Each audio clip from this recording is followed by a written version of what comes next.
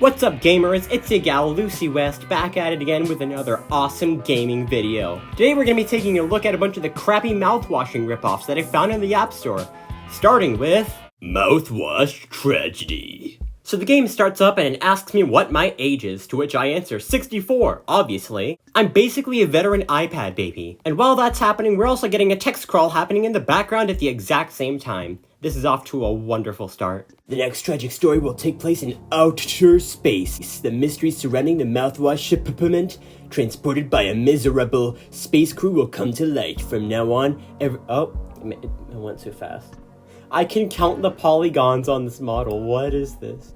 Jumping straight into what obviously is Game of the Year, we get a look at our 3 tasks. Assume responsibility for the crash, rescue the helpless wounded captain, and eliminate those infected by the mouthwash infection. Spoiler alert, I end up doing none of these, and also, why does Curly look like a potato? Then I hit the start button a second time to show the game that I mean business. The game then prompts me to pick up a flashlight so I can navigate this shady spaceship. I don't think shady means what you think it means, because shady isn't a synonym for dark, it's a synonym for suspicious. We then pick up the flashlight with our floating disembodied, sometimes invisible hand and stare it into the void like it's a Bethesda game. It also has a UV setting like the code scanner of the game, but I could not figure out what this is used for the entire time I played it. It does drain your battery though, I guess? After playing around with my flashlight for a few minutes, we get the first jump scare of the game where this door's textures load in way later than it should have.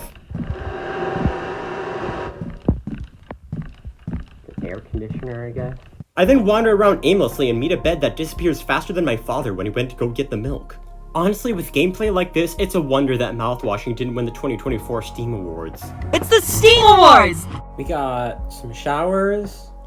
I wonder if Pony Express put a lock on these in case you drop the soap. After wandering around for like 50 more freaking minutes, we then meet the crew who have so graciously baked us a floating cake.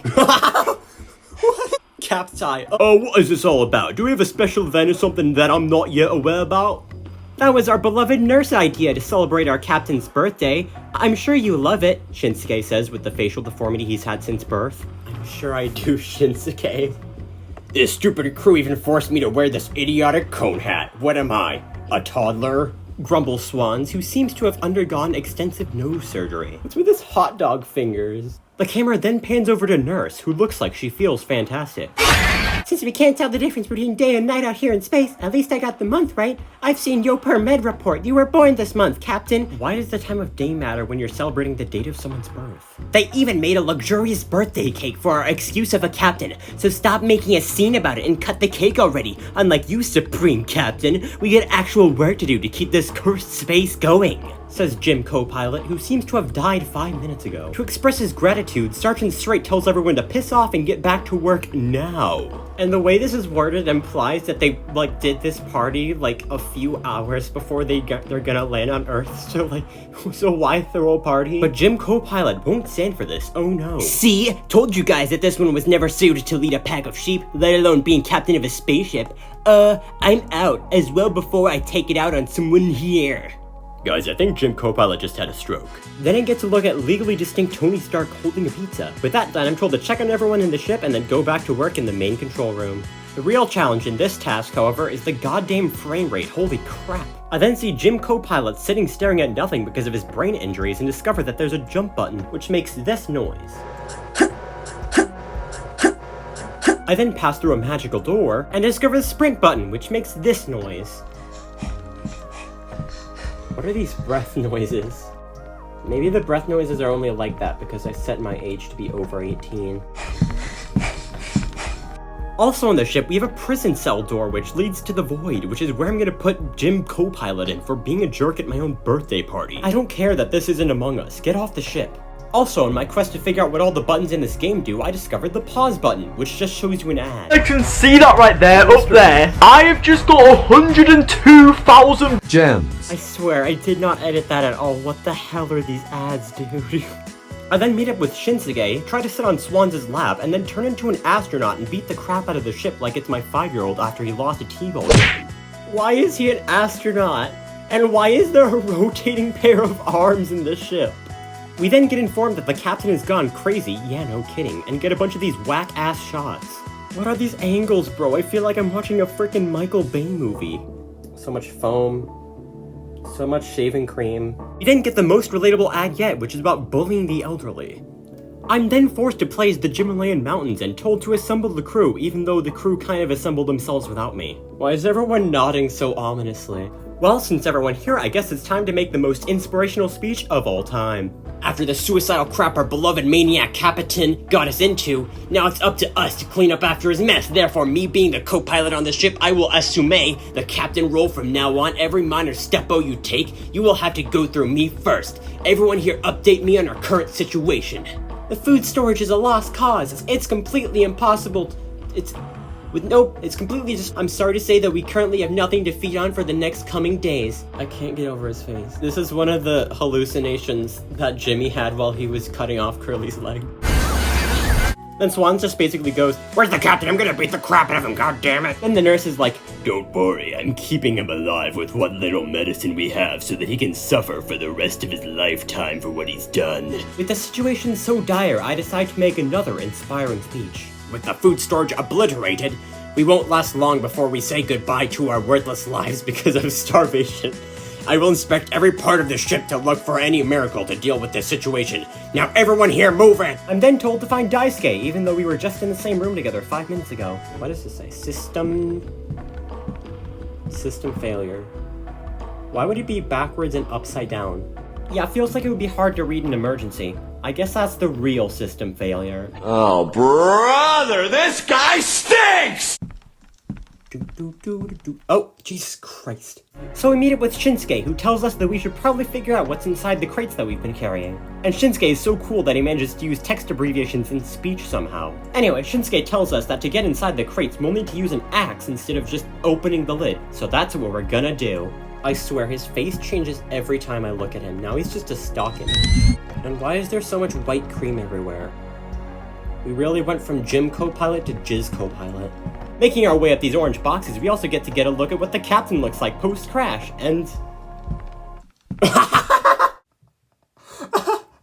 Oh, why is his head so big? Why does he have a strawberry for an eyeball?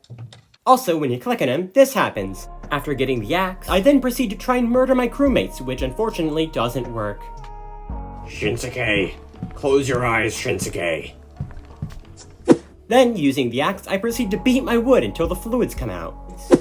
Oh, what the? Okay. Nurse then teleports in to tell us that the mouthwash we found can have unpredictable changes on the human brain and that we should get rid of it immediately. Swans, of course, doesn't care and decides to try and drink the entire thing until he forgets half his name, which is probably how he lost the E part of it. Also, he calls Shinsuke a chimpanzee because he's racist now. Then told to find Shinsuke, and to do so, I have to break down some foam with the axe so hard that it breaks the fabric of reality itself. Also, apparently, I have a gun now. Well, I only have 7 bullets for the gun, so I guess I should be really careful about what I use it on. Can I use it on myself? Because I have to play as Gym co-pilot. This sucks. Yep, just nod along. Drink that mouthwash just like you're told to. Good girl swallow. After wandering around some more, I'm told to break the foam beside me to get the pistol that I already have and the flashlight that I already have. I'm then attacked by Shinsuke, who became a zombie after drinking the mouthwash and somehow managed to asexually reproduce or something. Like any good American, I try to shoot the child, but only end up firing blanks, just like in real life. Then Daisuke slaps me to death, and I have to start all over from the beginning. I would have completed the game, but I'm not doing this all over again. Instead, I'm going to be playing the Mouthwash Escape, which is also made in Unity. What a coincidence. After pressing the iconic double start button, we then finally get to play the game. I then spawn into a mansion and am given my task: collect the mouthwash bottles. Why? I don't know. Why is there a timer? I don't know. What is Obama's last name? I don't know. While we are doing this, we're also being chased by Captain Curly, despite the fact that it has no feet. In order to escape him, we get the ability to pull a FNAF 4 and hide inside a chest, even though I'm pretty sure it doesn't actually do anything. So full disclosure, I'm pretty sure all the games that I played in this video were made by the same person, which is why when you click on Curly in the Mouthwash Tragedy, you get the exact same UI. Anyway, after leaving the chest, we find that Curly decided to patiently wait for us in the exact same spot as before we entered the chest, making all of that completely pointless. I guess the logic is that he can't open the chest because he doesn't have hands, but despite this, he is still able to hurt you with the most sick elbow slam known to man. And also kick you despite not having any feet. This is like Rex below levels of perseverance, goddamn. My entire goddamn dick! Anyway, after escaping Curly, who somehow learned how to phase through solid matter, we collected 10 mouthwash bottles and get a very climactic ending screen.